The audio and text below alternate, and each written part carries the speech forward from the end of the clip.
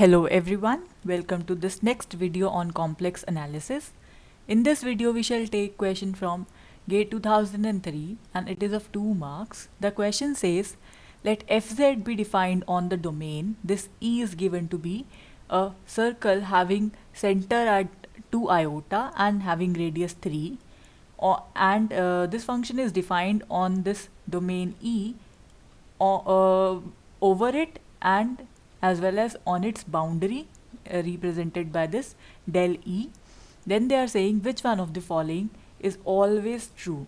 So we have to look for which of these is correct. So here notice that in every option they are saying whether we have the modulus of function attains a maximum or a minimum.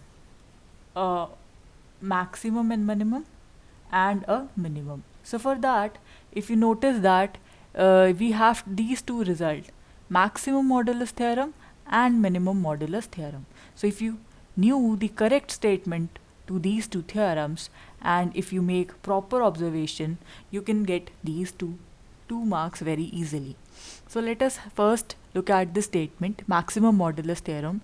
It says that if fz is analytic inside and on a simple closed curve C and is not identically equal to a constant, then the maximum value of this function occurs on the curve C.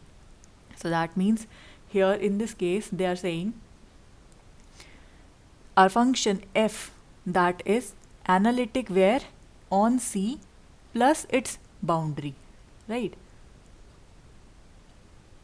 So it's analytic within C and on its boundary. So we have something like this. For this question we have this curve as E and its boundary defined to be del of E. So that means we have E union with del E, right? So this is the given portion. So the theorem says our function, if any function is analytic inside and on a simple closed curve C, that means we are saying f is analytic on this E union del E and is not identically equal to 0, and this function f should not be 0. In that case, the maximum value of this modulus that occurs on C.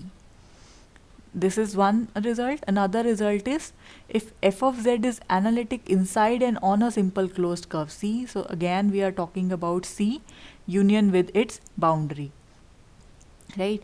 And this is not equal to 0. Here the condition is of not equal to 0 and here the condition is that of the function not being equal to a constant. Then they are saying the modulus of this particular function attains its minimum value on C.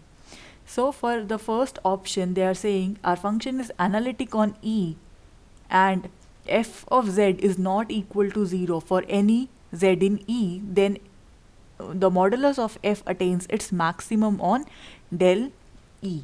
So now for maximum we should have this result, f of z should be analytic on E as well as on its boundary, but this condition is not given to us.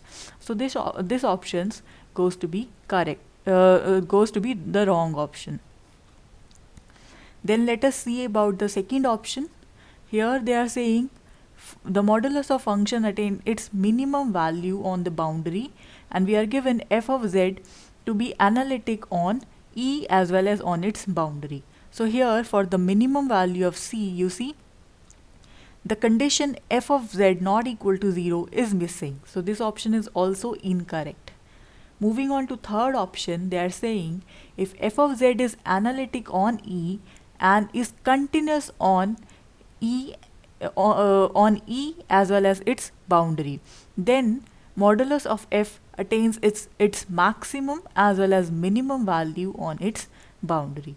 So now here they have not mentioned the analyticity on the boundary del E, right? And they have not mentioned anything about f of z being not equal to 0 or being constant. So this option is also incorrect because we cannot make any statement about maximum or minimum value of this function modulus of f.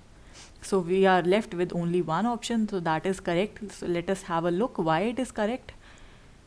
They are saying if a function f is analytic on the curve and on its boundary, and it is not equal to 0 for any z on this particular thing, then the modulus of function f that attains its minimum on the boundary. So obviously this is the same result as this theorem. So option D here is the correct option.